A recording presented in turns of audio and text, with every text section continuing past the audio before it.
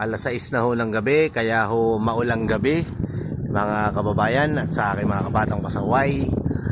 April 10, 2025. Nagpapasakay na po ng mga sasakyan at maya maya po ay sasakay na po ang mga pasahero ng ating Montenegro Santa Alberta dinhi ho sa Calapan Port. At nagpapababa na ho ng mga tracking at sasakyan ang ating Starlight Ferries Jupiter. Maya maya lamang po ay bababa na rin po ang mga pasahero niyan. Ano po mga private vehicle na to ay sasakay po yan sa ating Montenegro Santa Alberta.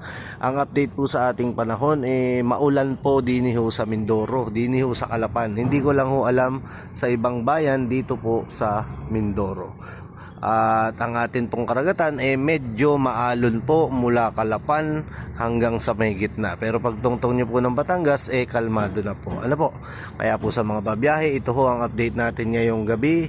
At sa mga nakafollow po sa akin dyan, please share this video para updated po lahat ng biyaheros natin. Mag-iingat po kayo sa biyahe. God bless us all.